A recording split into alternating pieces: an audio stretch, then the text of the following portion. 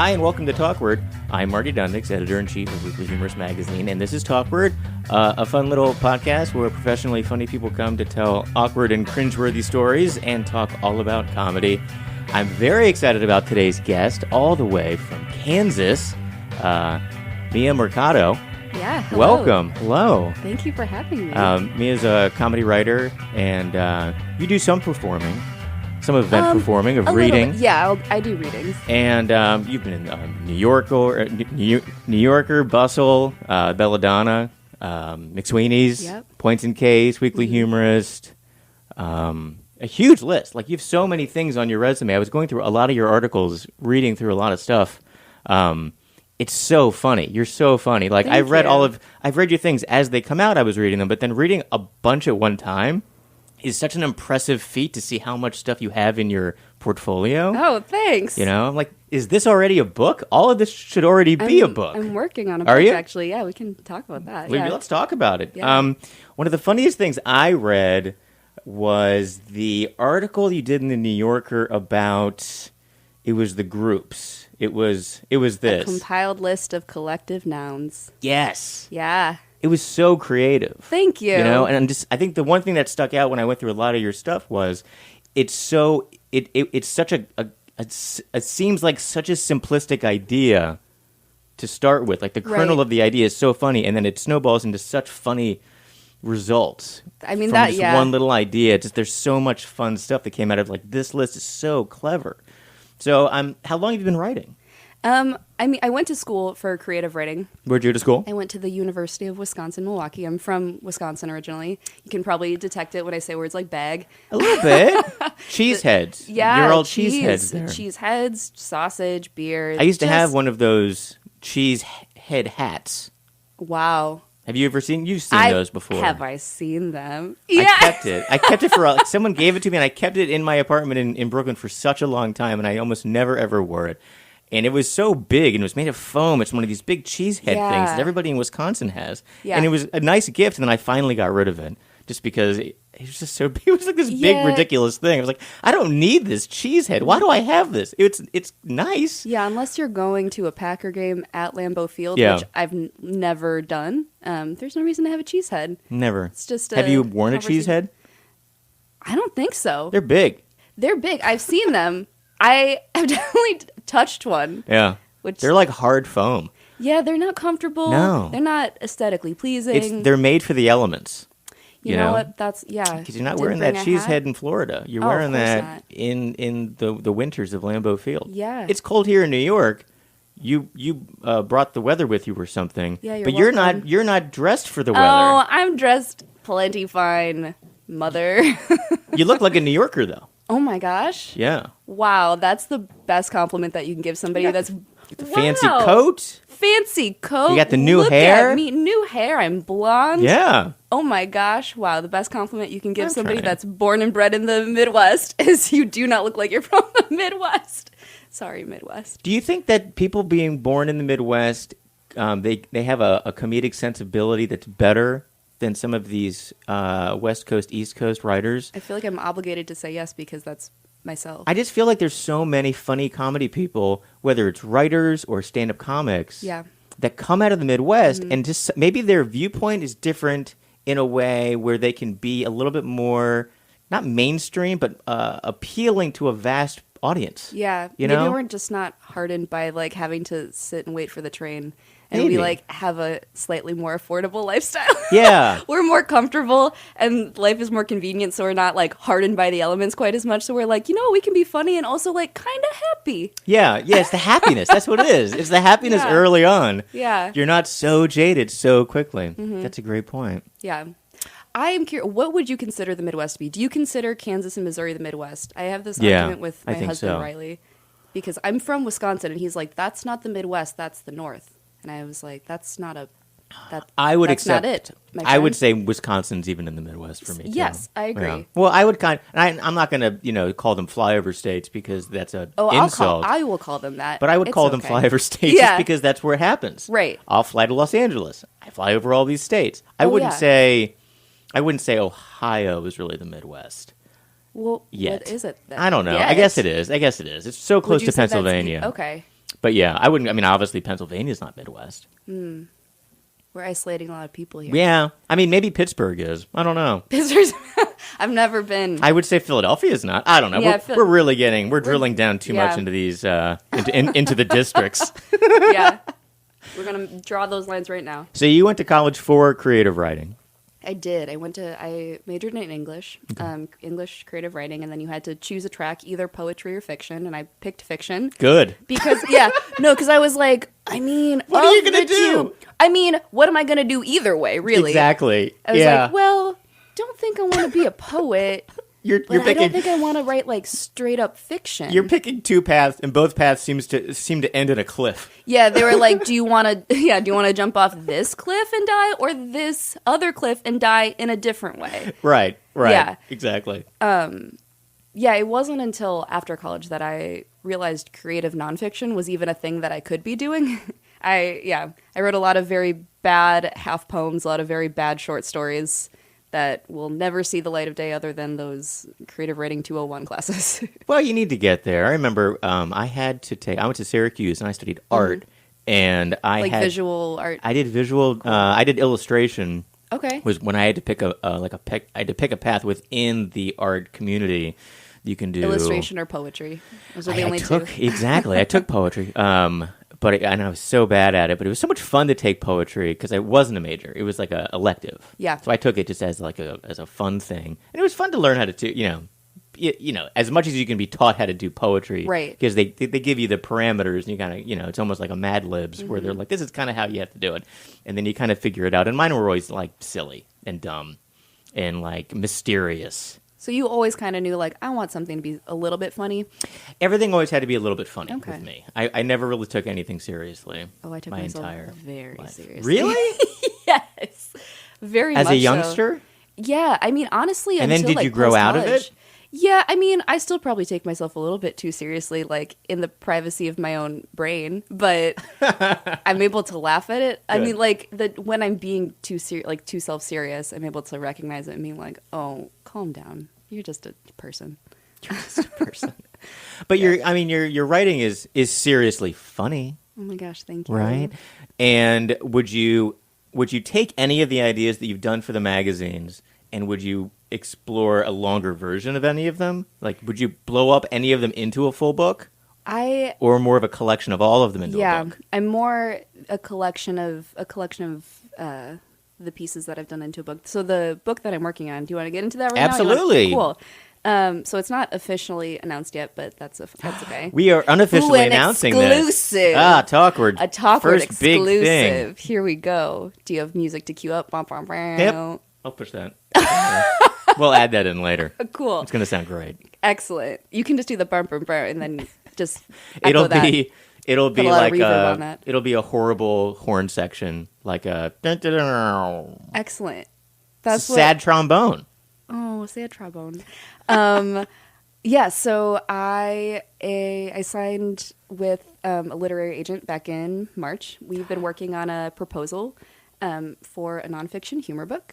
Great. And we sold that proposal to Harper One. Wow, yeah. that's a real deal place. Yeah, it's a real place. I said it to my parents, and they were like, "We know what that means." Even we've heard of that. Even we know. Do they have offices here in New York City?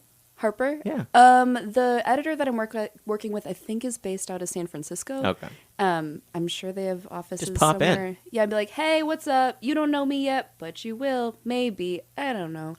We signed a deal. That means I'm allowed to have the free coffee on this floor if I want. Just throw my coat wherever. Yeah. So it's a collection of both personal essays and satirical or just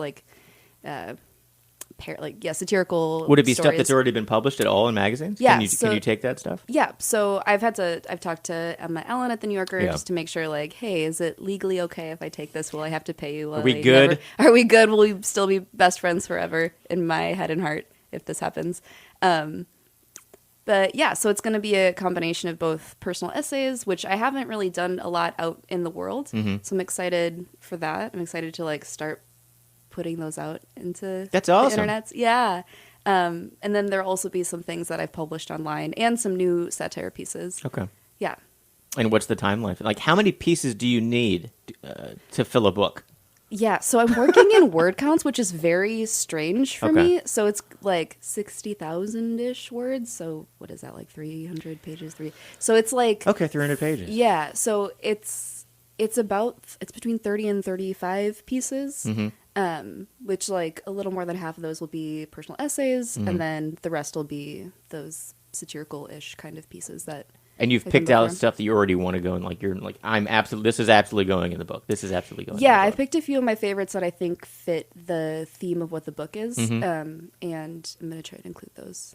Good. Well, I can't wait for all of the weekly humorist articles to go in the book. It's very exciting. All of them, every single one. I'm going to just personally just shove them into the book in the bookstores later. I'll print them out and be like, "Hey, did you miss this?" Just like this, like 8 by 11 stuck in the middle. It'll be like a notebook. It's an addendum. A piece of like lined notebook paper. Yeah. Just shove them in the book. That's exciting. Congratulations. Yeah. Thank you. I'm very excited. And do you know the title? Have you been rattling around with titles in your head? Yeah. The working title is Weird But Normal. Okay. So all of the essays and stories will talk about the things about ourselves that we think are weird that are actually kind of normal if you would talk to anybody else, and the parts of culture that we take as normal that are actually really weird if you thought twice about them. So it's both about... so like these like inner things that we like think are uncomfortable and awkward, and also like the just examining culture in a way that. So what are things that you like in a personal essay? If you're writing something, is it more about like everyday interactions that then you focus on? It's both. So it's like going to be like big milestone things. I'm going to talk about getting married and how that's a weird thing and all of the weird rituals and like tons. Right? It's weird. Like bridal showers, that's strange. And not the older we get, the older our humanity gets, I guess. Like as generationally we've moved from what traditional marriage was back when it was like you were sort of buying someone's daughter with like dowries, a dowry, all that kind of stuff. And how much corn? It modernized and it became more of just like a tradition, and it was less about that. And then I feel like we've even leaped from like the 40s, 50s type of marriage to now, where so many people get married and get divorced, and like the divorce ruins their life. They're like, well, why did we even get married? We could have just not gotten married. Because like the legal part of it, it's like the legal part of the getting married is a very seems very part interesting. Of it. Yeah. Like like the whole part about people getting married because they're in love, that seems great. But then it's the whole like governmental part of getting married that seems very like, so how come all of that? Like, where did that come from? Oh yeah, and that's stuff that like. That's not on Pinterest. Right. That's not on, like, wedding blogs where they're like, so you're going to go to the courthouse and you're going to wait in line and somebody's going to, like, laugh at your name a little bit and ask you why you're changing the name the way that you are and why you're not, like, there are so many things that, I still haven't changed my name. My husband and I are both changing our names. You're doing a hyphen. We're not doing a hyphen, so I'm still going to be Mia Mercado. You doing a mashup? We're not doing a mashup. Could you imagine? Well, so my husband's last name is Taylor. Okay. And I'm half Asian, and if I walked around the world as Mia Taylor, I think that would confuse everybody. They'd be like, that doesn't match up. And doesn't also compute. Like, I do not feel like a Mia Taylor even a little bit. Yeah. So we're both keeping our respective last names, and then we're taking each other's last names as our middle names. So all right. Yeah. So I'll be. My full name is Amelia Lourdes, and then his last name Taylor, then Mercado. Okay. And then he's going to be Riley Mercado Taylor. Okay. My parents still don't understand it. They are addressing all of our mail as Mr. and Mrs. Riley Taylor. Oh, are they? Yeah. Well, I like your last name though. Thank you. He should take your last name. Right? It's better. That also. Right? It is. You said it. Mercado? Come on. Yeah, Mercado's a great last name. It's a great last name. Yeah. Thanks, Dad. Yeah. It's generations of dads. Where I grew up in suburban Maryland, there was a jeweler named Mercado Jewelers, and it was like the number one jewelry place like locally in Maryland. So it was Mercado for me is like the luxury diamond dealer of Maryland. Not related even a little bit. No. It was like also it was like in a strip mall. Like it wasn't like a fancy place. Maybe related. So that sounds fun with all the names and the changing. And I mean, if you're actually going to change all the names, you have to go through so much like social security cards and we'll see driver's licenses. When and if that happens. Ugh, that sounds like such a headache. Eventually. my name is still the same, so. Yeah. What's the timeline on the book next year? Spring-ish 2020. When you learned how to be a funny comedy writer, how did that happen? How did someone That's a really great question. If I knew that, I would just be like, this XYZ. I don't know. I feel like there's a lot of people that are like, I relied on comedy as a way to connect to people. I never thought I was funny. I never was like, that was never a thing that people are like, you're funny. I don't have a real answer other than like after college, I was like, what am I going to do with this creative writing degree? I literally Googled creative writing jobs. And that's great. Yeah. Who knows? Yeah. And I found Hallmark Cards, like the greeting card company. Yeah. So I interned with them for a summer and I worked with them for about 5 years. Wow. Yeah. And I worked on their humor card line. I started on like the very serious And that's the cards. shoebox greetings. Yes. I remember shoebox greetings. Yeah. I worked on those cards. I helped write them. I helped pick which jokes were funny enough to go on them. Those are funny. Yeah, there are very, very funny, talented people that work on those cards, both like writers and illustrators and all the way down the line of creative people. Greeting cards is a huge business. Literally $1 billion business. People which is buy them. Bananas. My mom goes in and just buys greeting cards for no reason. Oh, she has no one business. to sell. She has no one to give these to, but she will in the future. And growing up, and we still have it. There's like this small antique secretary desk, like the kind where it's like slanted already, and it's kind of like has leather type things on it, and the whole thing lifts up in its storage, and the entire thing is packed to the brim with greeting cards. Yeah. And if you need a greeting card, go into this desk and rifle through it, and it's a variety of topics. Yeah. There's graduation, there's retirement, there's birthdays, there's tons of stuff. St. Patrick's Day. St. Patrick's Day, there's a lot of birthday. Everything. There's a lot of insulting old women type, getting older. Yeah. Like there's so many dirty cards in there. That was the bread and butter. My mom loves them. Yeah. My mom has sisters, and they always send each other greeting cards. That is and they like keep them. Yeah. And they send each other this, like my mom had got 2 cards this Christmas that were like jokey type Hallmark cards from 2 different sisters, and they were the same card. That's real cute. Isn't that cute? That's very cute. They know each other They super do. well. That is quite the Hallmark moment that they It experienced. is. Yeah, so I edited. Do you still do any Hallmark writing? Yeah, so I work with them just on a freelance basis. I left to freelance full time. And I still work with them doing some of their social media stuff, like writing stuff that they have their artists turn into cartoons. I've done a little bit of their card work. But yeah, it's fun a how cool much company. Like working in the magazine publishing business with writers like yourself, and then with a ton of cartoonists. Because we have a lot of cartoonists, and so many of them also are greeting card people. Like so many of the cartoonists sell it at all the shows.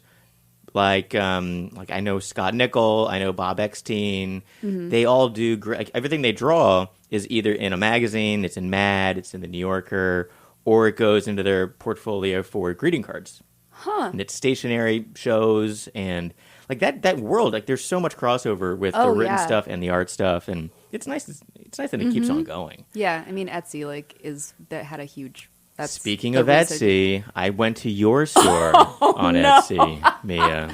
Uh-oh. Yeah. Oh, yeah. Right here. Yeah. Mia Mercado on Etsy. Wow, we're getting into it. So when I started freelancing full-time... Oh, you had a great... Where is the product you had? Darn it. Where is it? Oh, if I told you how to... I don't even really know It's how a to mug with this... Yes, it's this mug. The good girl... Can I swear on the podcast? Yes, you can. Okay. I was just making sure. Good girl, bad bitch. So I drew that. That's my dog. So when I started freelancing full time, I had a slight panic attack and was like, what am I going to do with all my time? Oh my gosh, I'm not in an office from 9 to 5. I don't know what I'm doing. So I just started a bunch of different stuff. Maybe I can use Photoshop. Revenue streams. Try. You know? My Etsy shop isn't quite the revenue stream, but But it could be. It could be, and it's fun. I mostly did it like... You set this up, you put up one mug, and you're like, okay, and then nothing happens. Here we and go. then all of a sudden, one day you get an order for like 1,000 of these mugs because That's one person the buys. dream. You know? Yeah, every once like Christmas time is when like the holiday season. I've had a couple people send that to their loved ones, which so now my dog is in their So kitchen. on one side, I'll describe this for the audience listening at home, and we'll put this on the side. But on one side of the mug is a adorable illustration of Mia's dog. What's the dog's name? Her name is Ava. Ava. Mm-hmm. So there's 2 illustrations of Ava, and in between the heads of the dog illustrations is a rainbow, and under the rainbow it says either good dog or bad bitch, depending on the side of the mug that you were looking at. Mm-hmm. I like it. I do too. I'm glad that you like it. Do you have any of these mugs at home? I do, because I can get them sent to me discounted. Nice. I mostly made it to give to myself and friends as an easy gift. And $18, that's good. Thank you. Got to make some money on the markup there. Yeah, just tried to... yeah. Oh, we sell Weekly Humorous stuff in the Weekly Humorous shop. Go to weeklyhumorousshop.com. Get that plug. And there's like silly t-shirts and Yeah. mugs and just all kinds of wacky stuff. And, you know, we pull from content from the site. But, I mean, we do free shipping. So a mug will be like $15.50 for a mug. Or if it's a big mug, it's like $18. Mm-hmm. But the shipping's $5. And I add the shipping into the price. So the shipping's pretty much free That's anyway. nice. Yeah. But it's like a flat rate shipping. Yeah. But I mean, you end up not making almost. You made like $5. Yeah. You know? Oh, there's like So like the not market for any this stuff is like, overhead on- you know, you're making. You have to sell so many T-shirts for it to make it. You're just like, how many of these T-shirts do I have to sell? Like 1,000? Oh, I'm not going to at sell least. 1,000 T-shirts. Yeah. Ugh. What's the next thing I can try to make money off of? Like, just keep on doing everything. But that's fun. So I mean, it's clever and creative that you picked out so many fun things to do. Oh, thanks. And what was the first piece that you got published? Was it a New Yorker piece? No, the very, very first piece. Well, so back in 2015, I had a piece published on the hairpin when that was still a thing. Yep. Which R.I.P. hairpin. I loved the hairpin. Yeah, so that was the first humor piece that I got published like out in the world before I was even like, oh, maybe I'll do this as like a real job thing. But when I started freelancing full time, the first piece that I got published was on bust.com, the magazine, but for the website only. And it was called Bath and Body Works is the suburban nonsense I crave. Because it is. Yeah. And yeah, it's just, that was a very, very exciting. It was after a very long lull of like 0 acceptances, nobody getting back to me. Yeah, how many rejections did you have to get before you got your first acceptance? Oh, a lot of McSweeneys that are like, sorry, didn't quite hit for me. Not quite enough laughs. Yeah, a lot. If I had a number, I don't know, 100, 2. Like, I don't have an actual number for you, but I love publishing new people. I love publishing people who are just starting and haven't gotten that yet. Yeah. It's so like fulfilling to be able to be the place that gets to publish that first thing. Mm-hmm. It's so exciting. Yeah. You know? I feel like I was submitting to a bunch of different places, but didn't really have an idea of like what was out there. And I submitted to Belladonna pretty early into the launch of their website. Oh, they're wonderful. They're so wonderful. Mm-hmm. Can't say enough good things about those editors. And they do a really wonderful thing where they're like, hey, even like here are also a bunch of different places that you can submit to, like Weekly Humorist and McSweeney's and just a bunch of different places where even if it's not a fit for us, here are places that like might like it or are just venues for you to look into. I send people to them also just because they give much better feedback. Because they're humor instructors. Like they're instructors. Like they know how to tell someone how to be funnier. I can't, you know, like I can't tell you how to be funnier. I just know that it's funny or it's not funny. And I'm like, this works, it doesn't work. But I can't say, I need you to make this funny. It's like, make this funnier. It's a very special, it's a special skill to be able to have to be like, here's exactly how you can punch this up. Yeah. Here's what's working, here's what's not. I had to do a little bit of that as a greeting card editor, but it's like condensed down to literally like the front of a card and the inside of a card. So like trying to go through a whole... Like the best I can do is I can usually say, you know, this is a funny idea, and then it gets real mean. And that's usually when I'm like, it doesn't work. Too mean. Because you're mean. Yeah. Like, stop being so cruel, I guess is the only good feedback. Yeah.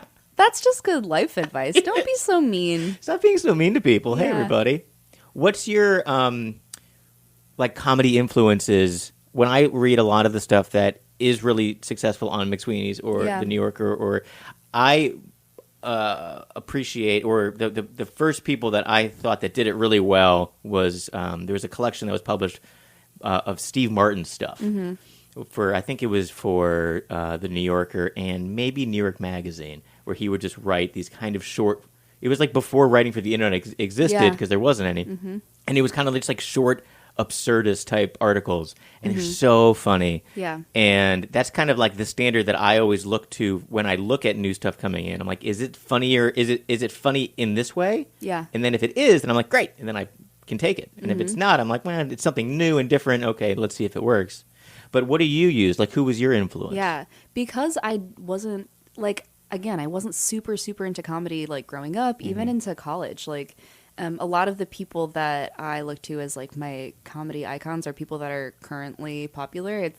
Nice. Yeah, it's a lot because you can meet them. I mean, hopefully, that would be the dream. But it's people like Megan Amram, Alexander Petrie,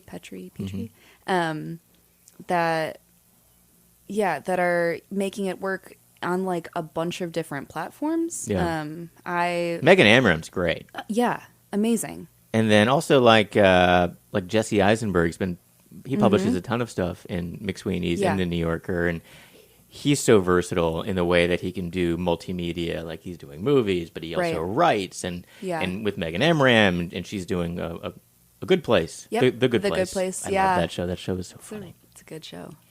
But just like so creative. Would you want to do something more than writing? In the future, definitely yes. I mean, it seems silly to be like, no thanks, pass. Well, Only writing this forever. Writing can be, it's an isolated thing, but if you can be in control of all the content, it's great. Yeah, the dream would be to be in control of all the content, of write. The dream would be write a book, have it optioned. I mean, that's everybody's dream forever and always. Perfect. Yeah. So 'Cause I'll you can just be do that, done. I think. Yeah, just do that. Oh, okay, cool. I'll just do that. You should just do that. Just write it on the wall. This is my wall. I write all the stuff that I need to do. It's your dream board. And Your I wrote it vision on the board. wall. And it's been about a year since I launched this, and almost everything on that wall is happening. It's a whiteboard with lots of blue dry erase marker. Yeah. It's beautiful. That was like the day I launched this. I just wrote everything up there, and like bit by bit, every single little thing is happening. Podcast. We're doing the podcast right now. We're on the podcast, and she's pointing to the podcast thing I wrote on the wall a year ago. Wow. And now we're doing it. That's it's amazing. That's very satisfying. Yeah. I'm a person who enjoys checking off things on a list. I have lots of lists. Yeah. I'm a list person. Yeah.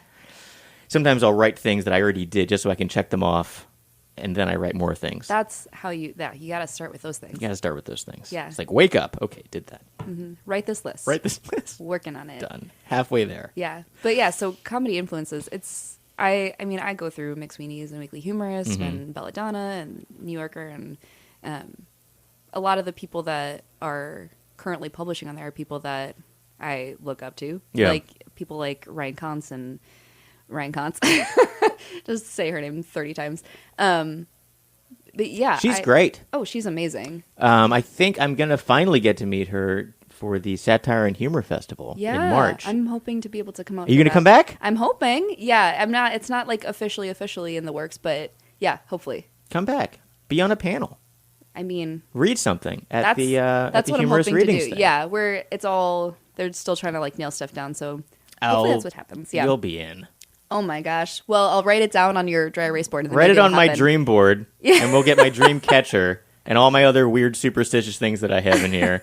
I have a monkey's Speak it foot. into a crystal. You got to and then rub we'll- the monkey's foot. I have this weird, I don't know. This is like a chicken that's a It's a little stapler. I have my motivational sign. Yeah, that's good. Just to remind yourself that you are doing a great fucking job. That's right. I need to get that on a t-shirt. Yeah. You know? Mm-hmm. So I need an awkward or cringeworthy story. Yeah. Mia. What do you have? I mean, in the file? What do you want? Something short? Do you want something long? I don't know. Well, okay. So we were talking earlier about. Let's pretend you're telling a story in front of the Satire and Humor Festival, and there's 4,000 people in the auditorium. Because it's a big auditorium, I'll guys. be like, thank you so much. I don't think I'm right for this. I love you all. Goodbye. That's what I would do. I mean, do you want... I could tell a poop story. Sure. Do you feel like that at 11 o'clock in the morning? Yeah. Okay. This is kind of my go-to story. So I'm in 4th grade. Picture me in 4th grade, heavy bangs, just the most bangs, mostly bangs. You're mostly bangs. Mostly bangs and just a lot of insecurity. So imagine that. And I'm with my dad at what will soon be the house that my family and I grew up in. We were moving in there, and I went with my dad. He was doing like a final look through of the house. They were about to move in with the previous owner. Don't know in hindsight why I was there with my dad at the time, but that doesn't sound like a thing that a 9-year-old would be like, yes, I would love to come to this last inspection with you, father. Excellent. So my dad is doing a walkthrough of the house. And we're going. It's a small like ranch house. It's not huge. Mm-hmm. And we're in the kitchen, and I get this feeling in my stomach that it's like, if I don't get to a bathroom right now, I'm going to poop my pants. It's going to happen in this new house that isn't currently ours. So I'm like, excuse me, and make my way to the bathroom, and get to the bathroom, and everything turns out excellent. No problem whatsoever, except there's no toilet paper because they're moving out. There's nothing. So 4th grade me is sitting there like, what am I going to do? Problem solving. Yeah, I'm a problem solver. Mm-hmm. I'm something of a Girl Scout. So I was like, what am I going to do? 9-year-old me is sitting on the toilet like, okay, my dad is outside with this stranger and I'm stuck here. So I did the very normal and cool thing of using my underwear to wipe myself. Okay. Which, like, everybody's done that at least once. And then you have to discard it? Yeah. So then, now what do you do? Where are you going to put that? Now what do you do? Do you Problem number 2. Yeah, right? On top of problem number 2. Exactly. So I'm like, okay, so I've just created another problem for myself. Do I throw it in the trash where they are definitely going to find it? Absolutely. Do I try and flush it where that's going to cause another problem? Much bigger problem. This is is escalation. I'm not going to be able to solve. That's a dead end. Yeah. That's a giveaway. So I like rifled through, like pants around my ankles, like I'm rifling through the cupboards. There's like a dental floss and like a loose like Ziploc baggie, and I'm like, what am I gonna do? So I did the very normal thing of putting my dirty underwear into the Ziploc baggie, sealing it up, and putting it under my shirt and hiding it. Now you have to carry it around. Oh yeah, I was like, I will carry my shame with me as I've done my whole life. Here I go. And so it's like, excellent, cool, problem solved. Nobody will know and nobody will suspect that this weird lump under my shirt is my shitty underwear that I put in a Ziploc bag. Perfect answer. So I like walk out and I'm like, nothing to see here, father and stranger. And we continue on our tour of this Midwest ranch-style home that, again, not a big house. Don't know why I couldn't have been like, maybe I'll just wait the literal 5 minutes that it'll take for this tour to be done. But yeah, so continue on our tour, underwear in the Ziploc under my shirt, and we go outside, and they're like looking in the backyard. And there I see my salvation in the form of a wood pile. And as my dad and the other man are looking at a shed or whatever old men do, I don't know, I'm like, I'll just excuse myself to this wood pile. Oh, you know how 9-year-old girls, we love wood piles. Yeah, so absolutely. head my way over there. I'm examining it and quickly shove the Ziploc bag underneath the wood pile, never to be seen again. And I'm like, excellent, perfect. Nobody will know. Okay, let's cut to about 10 years later. Wow. You thought the story was done. Unfortunately, it's not. 10 years later, we have been living in this house for about 10 years. Oh, no, not 10 years, because then I would be like 19. It's 5 years. So I'm in like high school, late middle school. And my dad is like, you know what I should do today on this day? I should deconstruct the wood pile that has been in our backyard since we first moved in. And our whole family's like, yes, cool. That sounds like a normal thing to do.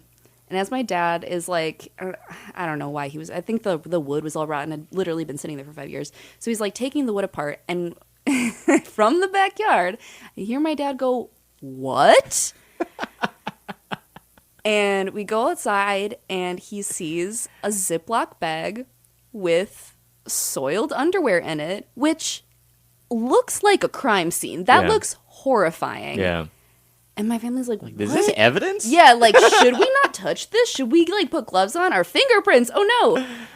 And then I thought that I wouldn't ever have to tell anybody, and oops, surprise. And you had to tell everybody? Well, I mean, now I am. But I was like, oh, don't worry. That's just from 5 years ago when I thought I was going to shit my pants when we were looking at the house. So Very normal explanation. So I guess the moral of the story is like, your shit is going to follow you everywhere. So don't try and hide it. That's a great moral. Yeah. Well done. Thank you. You really wrapped that up at the end there. Yeah. Yeah. Everything comes back, Everything comes back. I guess part of the moral is like most of the problems were self-caused. The moral of the story is just burn the evidence. Yeah, the moral of the story is like hold it for about 5 minutes, Mia, and it will be fine. Have you told that story before? Not out loud. I've written about it. I'm Okay. gonna write about it in the book, but no. That's a good story to put in the book. Yeah. I love it. I'm Me excited too. about this book. Me too. I'm going to pre-order it. Oh my gosh, when the link goes up, I will be promoting What's that. the timeline on something like that? So you just kind of just finalized everything. Yeah, finalized. I'm still in the process of like signing contracts and that official business. It's exciting. Yeah. But the manuscript is going to be due in early August. Okay. So I've got some time, but yeah. You from now until like June to not do anything with it, and then you have July to panic. Yeah, And I do would it. if I didn't have these like intermittent dates of like good. 20,000 words are due February 1st. It's smart that they do that. Yeah, it's also smart for myself because otherwise I'll just be procrastinating and be like, Absolutely. oh, like Tons of July, end of July, I've got 24 hours. Excellent. Yeah, I'll really power through this weekend before it's due. Totally doable. For sure. That's how I am with like book club.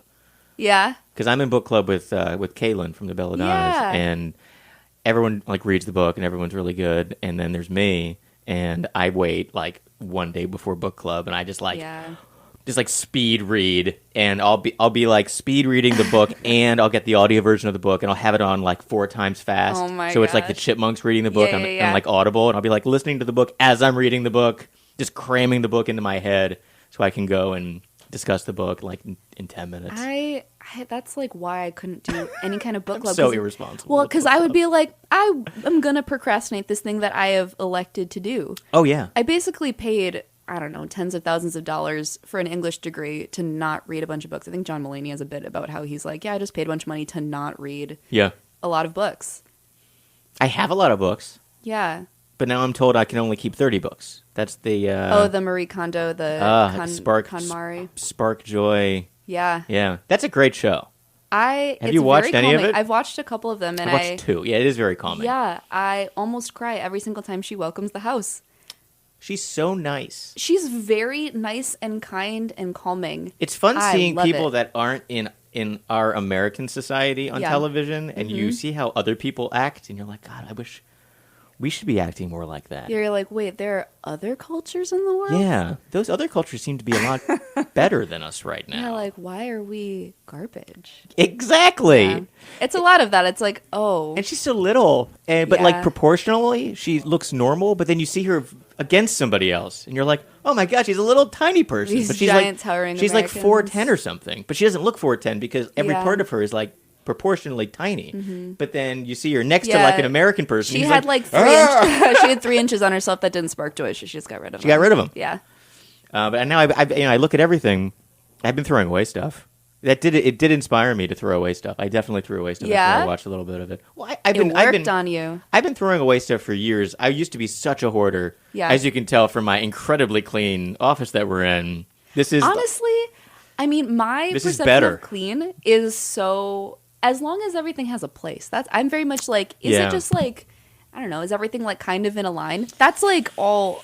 we're getting there. I'm not much of a like everything has to be like out of sight. Yeah. Do you have a lot of books? I feel like No. writer people have books. I feel like that too. I am probably the least well-read writer, which is not a thing that I should admit. I don't read my books. I just have them. Yeah, I like don't read nearly as much as I should. Like yeah, that's where I should end the sentence. Do you have a guilty pleasure of reading that you do? I mean, I read a lot of articles. I read a lot of like, most of the reading that I do is like scrolling on my phone or scrolling online. Do you have a subscription to the New Yorker, or do you keep on getting X'd out when it's like... So I did, and then I like got into the physical New Yorker, and I was like, done with my subscription, because they kind of, I have now. Do they give you a free one? Oh no, I wish. Yeah. Oh my gosh, I wish. I've part of me was like, maybe if you get in, they just like all of a sudden they appear on your doorstep. No, they don't. No, they don't. You have to go to Barnes and Noble and then buy them all. Yeah, like what? Don't you want to ask why I'm buying 4 of these? And they're like, no, I don't. I don't care. We don't care. It's like don't Barnes and Noble is nothing but authors. Yeah. They're like, okay, cool. Next. You were in the print edition of the New Yorker. Yeah. I think I saw which one. It was the one that was like, it showed what will food be like in the future? Yeah, was that super exciting to be in the print edition? Did you go it crazy? was terrible and I hated it. Yeah, it was very exciting. How many issues did you buy? I think I bought 2. I bought 3, sent one to my family. I didn't tell my parents that I was in it, and I just sent them one, and I said, turn to this page, which was a fun, cool little, like, that's awesome. Cute thing. Yeah. Very cute. Yeah, so I ended up buying, like, 3, and then my husband... Only 3? Yeah, I had to limit my... They're expensive! They are expensive. No, just wait it out, and people start throwing them away. That's, right. Just, like, wait on people's doorsteps and, like, collect them. Like, I'm in this one. Like in Brooklyn... people put like stacks of New Yorkers on their stoop steps. Yeah. Because waiting for people to. Because because I mean it's every week. People just throw it away. So I mean I take my upstairs neighbors because she moved and she didn't update her address. That's brilliant. She's been getting the New Yorker for at least a year without it going to the correct address. Clearly she doesn't miss it too much. I just pick it up. There. I'm like, Christine, huh? Well, we know Christine doesn't live here anymore, so... I could be Christine. No one's going to notice this. Yeah. So I just take them. Yeah. Because then they just get pitched. And then also no one reads all of the New Yorker. I'm sure somebody does. I read the humor pieces, and I look at the cartoons, and then I'll read like one really long piece. Yeah, I mean, like Ronan Farrow piece or something, because theirs are so good. Gia Tolentino writes anything, I'll read it. Or the TV or movie reviews, I read those. Yeah, I kind of page through. That's how I'm with most things. That's why I can't get through a book. Ugh, I shouldn't say these things out loud, but yeah, I consume way more like TV and movies than is. So, what are your favorite TV shows right now? There's a lot of good comedy stuff out right now. Yeah, love The Good Place. Mm-hmm. Excited for Broad City to come back. Mm-hmm. What else have I been I'm a big watching? Brooklyn Nine-Nine fan. That's something that I've dabbled in Brooklyn Nine-Nine. Yeah, it's funny. Get into it. Yeah. What did I really like? Well, there's some. I mean, like there's Hulu stuff that's good. Yeah, I always forget that. Yeah, Hulu's good. What was really interesting? Oh, I watched a documentary the other day. I'm not a huge sitting around watching documentaries. Was it the Fire Festival? Yes, of course it was. It came on. Oh, and did you see it? Heck, did I see it? Did I watch it immediately the second I saw it? It was so good. Yes, I was amazed. I was like, I was in like my home office, which is more like screens like this, and I was doing work, and I had one screen that was just like Hulu, and it was running the documentary, so I was like halfway doing work and halfway paying attention, and it was so. I ended up doing no work. I ended up just like turning and just like sitting at my desk watching this on the screen. I watched the entire thing, and it was so amazing. And it was so amazing that they had the guy. They had Billy McFarland is his name. They had him, and he was so honest answering questions, and he could tell that he didn't want to answer certain questions. Honest is very generous of how I would. He just avoided, but you could. The way that they shot it, it was so obvious that he was crafting a response. Yes. That was legally correct, sort of. Yes. At the time. But you they could captured see that, the which legal was good. wheels of his head turning every time. He's like, can't say that, can't say that. Yeah, I mean, aside from the fact that I'm like, oh, there were dozens of people on the island where this festival was supposed to work that just didn't get paid for working literal 18-hour days. Like that's poo-poo garbage. And it was However, amazing. Yeah. I just watching all of the the people at the high level and all the influencers that were like, oh no, this is terrible, is very satisfying. Yeah. It's very satisfying to see very, very wealthy people and they like in locked bad them. situations. And when they had, everyone came to this. If people are listening, they don't know. This is the Fire Festival. The Fire Festival, yes. which was a big music festival that was touted as like the bigger than Coachella, and it's going to be the most amazing experience in the whole world. And it was Ja Rule was going to be a part of it. Ja Rule was a part of it. It was on this island in the Bahamas, and there was going to be like the biggest deal, and it was super luxury, and people paid tons and tons of money in advance for these tickets, and then in the end, they actually never set it up correctly, and the whole thing ended up being almost like a scam where they sold the tickets, they didn't actually follow through with where they tried at the last minute to do something that was terrible, and everything was misadvertised, and everyone showed up, and nothing was set up, and they immediately tried to leave, and then they couldn't even leave. No, they were stuck in an airport. And they got basically they padlocked them into an airport because they weren't allowed to go on the runway. Bonkers. So they took all these people, they locked them in an airport with like a chain and a lock. Yep. And they've made 2 documentaries. So the people did. at Fuck Jerry, which was the marketing company, Yep. who were on this lawsuit, made their own documentary, which I'm sure spins them in a much better way. I think it comes out today. I'm probably going to go home and I want to watch that. it, yeah. I need to watch to compare, because the guy who was the marketing guy on the Fuck Jerry team did speak on the Hulu one. Yes. And he was really good. I thought he was very good. It was very interesting to hear. He was very honest. I worked at a marketing agency for a hot second, and hearing people talk about stopping the scroll, stopping the end, how are we going to stop the endless scroll? Sent shockwaves into my body of oh no, I'm re-traumatized from the 2 seconds I spent in advertising. How to get people to stop scrolling? Oh my gosh, because everyone looks exactly the same. It's all the same kind of pictures. Yeah, it was fascinating. It is worth the 90 minutes or whatever that it is. They did a great job marketing the festival. They just didn't do the part where they actually executed had a the festival. Right, Yeah, that part they didn't do. This is going to be cool. Yeah. Unfortunately, just montages of boats does not a festival make. Didn't work. And then they were come to Pig Island, and everyone's like, oh, these pigs are adorable, but the pigs are biting you. Yeah. It's almost like they're wild animals. It's almost like you should they have teeth. Yeah. Yeah. What a mess. And then I loved the part that I loved the whole documentary is that one man who saw through it. Yeah. Who actually kind of poked a hole in everything. And, and he was hilarious. He was following the whole thing. He's like, this whole thing's a fraud. Yep. And he was on Twitter telling everybody that this was the a guy fraud. that set up the fire fraud. And then he took the map of where the festival was, and he was like, this is the parking lot of Sandals.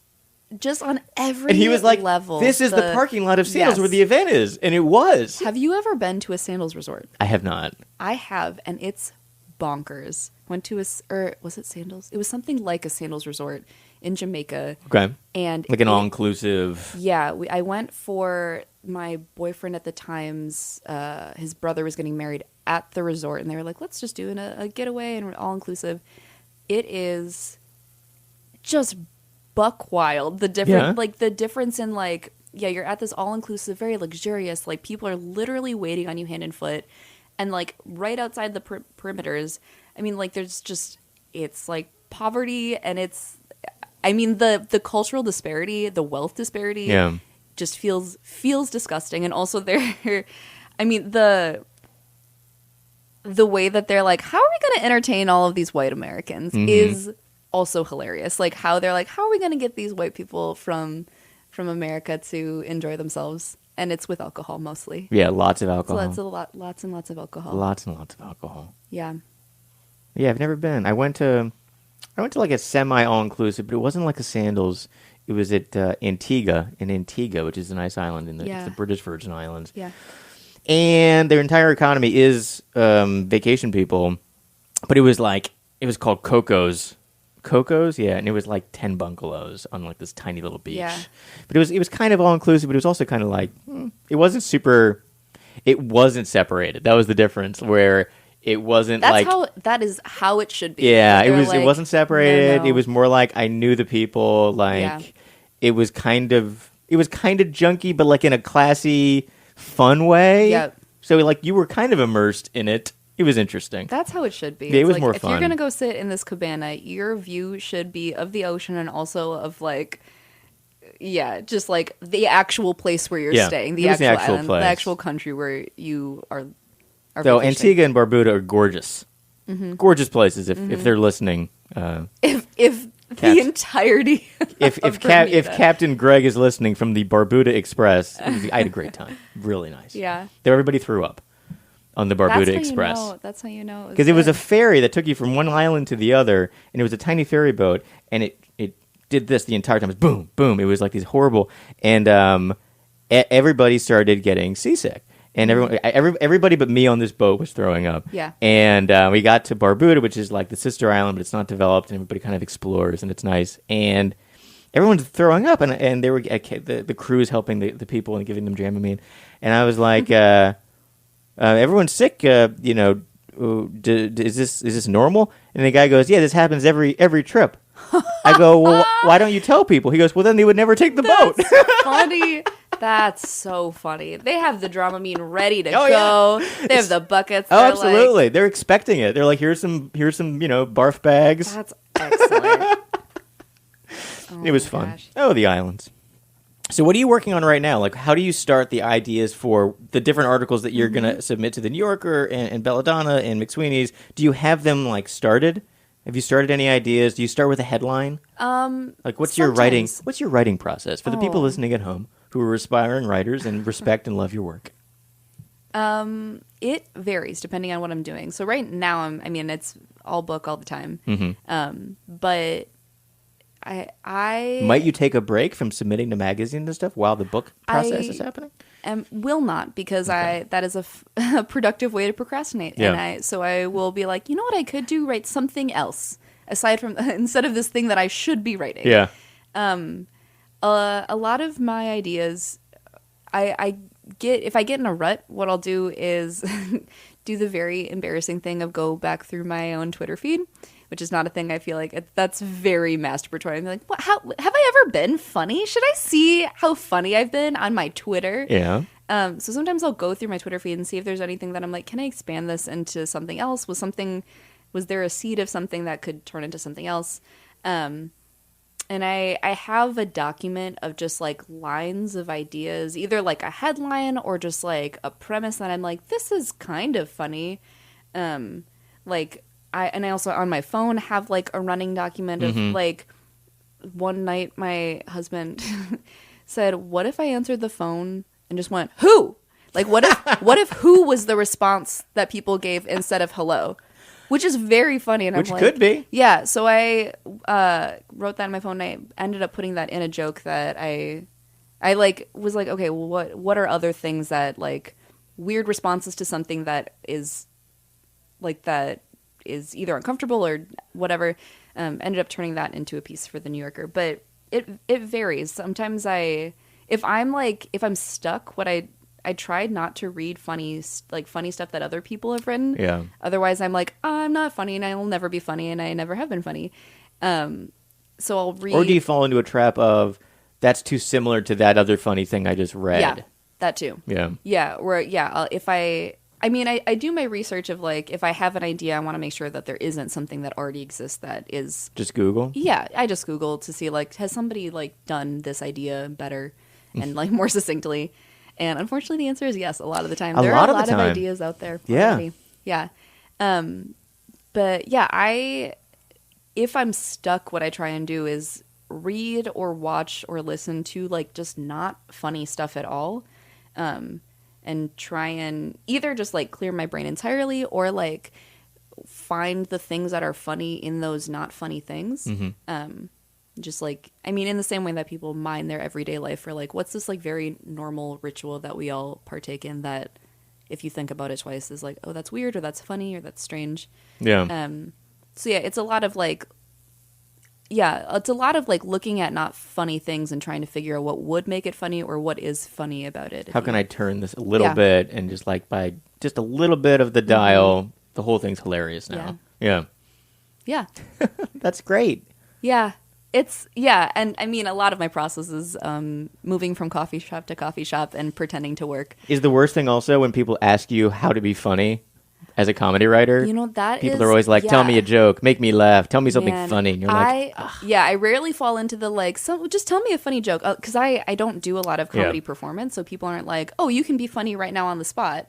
But yeah, I've had people like email or ask me in person, like, oh, could you, like, how would you make this funny? I don't know. If I had that answer. add an umlaut. Yes, add an honestly, that does make everything funnier. It does. Everything has to say oot. Yeah, put a little umlaut over something, make the text really tiny. Say it in a funny voice, and oops, surprise is funny. Yeah, no, I wish I had like a really good answer for when people were all like, caps. Funny. Yeah. Put it in all caps. Yeah. Yeah, no, fortunately don't have too many people asking me that on a regular basis. What do you do when you're not writing comedy? Do you have other hobbies? Yeah. Like what? I enjoy cooking. Oh, cool. Me enjoy too. cooking. I love cooking. Yeah, I've been like, that is another like productive procrastination. Like, what can I do that will take my mind off of something? And what's your favorite thing to cook? Anything that involves chopping vegetables. That is therapy to me. With the big knife? I love it. Yes, give me a big knife and a cutting board and like a bunch of onions. Do it real fast? Heck yeah. No, not real fast. Yeah. Well, Not those a people that go psychopath. super fast. I find that trying to scary. relax. Yeah, no, not just like hit, no. Like on the Top Chefs. No. Yeah, I'm not trying to be Top Chef. Yeah. I'm just trying to make a chili. Do you like making chili? I have. That was just the first. I like making soups. I'm very into soups. It's soup's weather. It is soup's weather, and I got an immersion blender, which is very I satisfying. love my immersion blender. It's a very satisfying kitchen appliance, which makes me sound 1,000 years old to say it. No, it's great. You can do like butternut squash stuff, and you Yes. can do stuff with like white beans, or Yeah. or you can make a puree. I love You making can the do purees. anything. Yeah. Yeah. So yeah, cooking. Cauliflower mash. Yeah. Mm-hmm.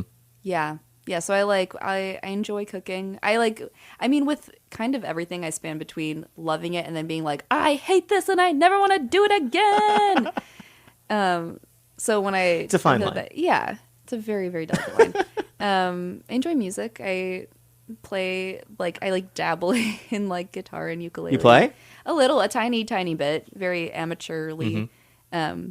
But yeah, I have a dog, so I just stare You at have her.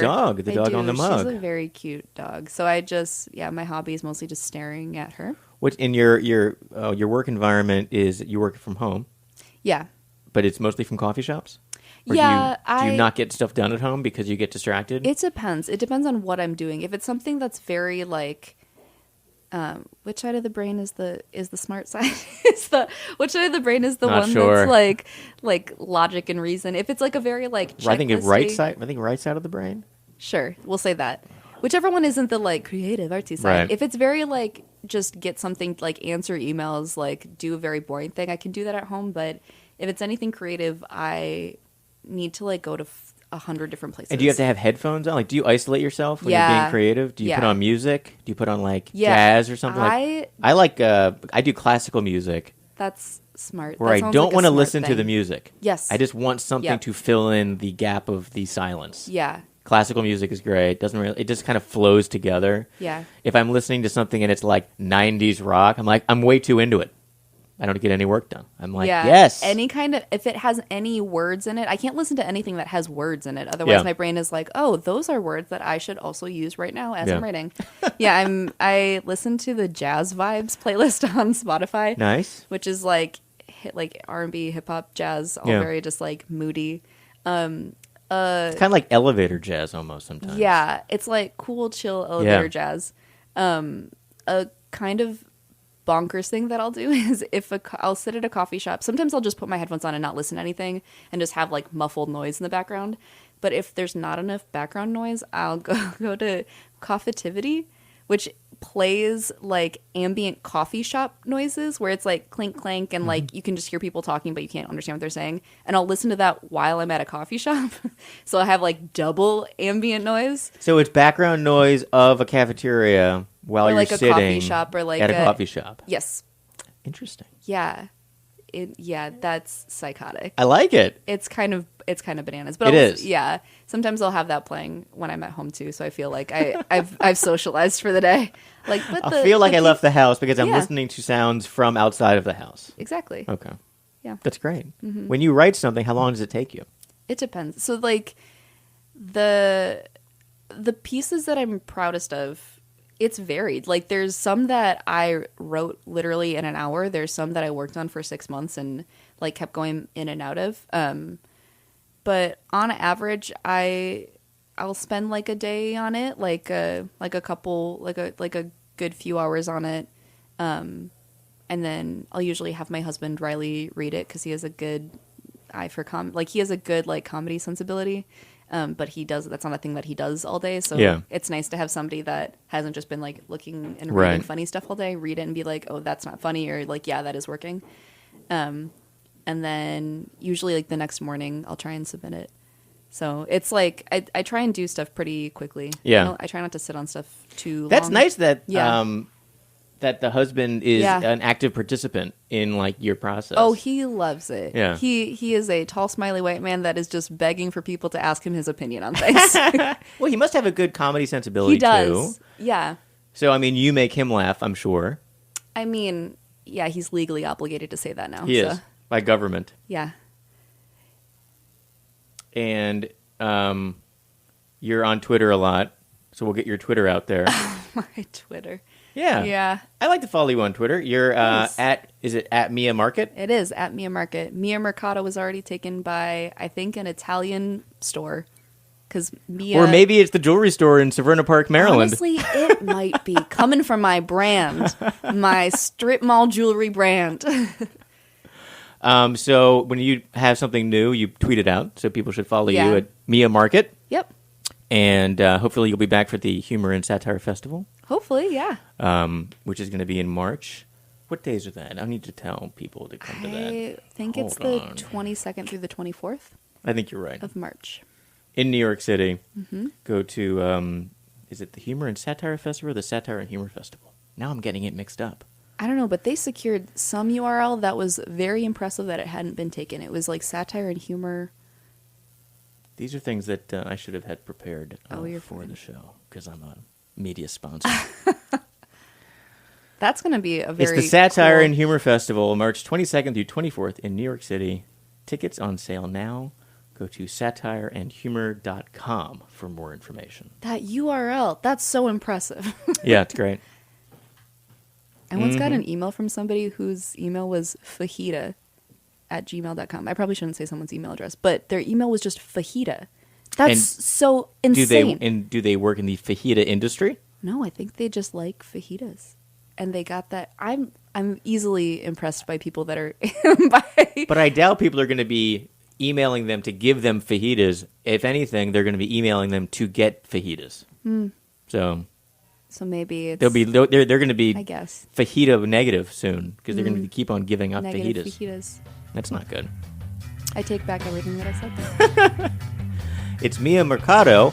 Please visit her online at miamercado.com. Yes. And read all of her articles. They're all listed there from the New Yorker, Belladonna, McSweeney's, and elsewhere.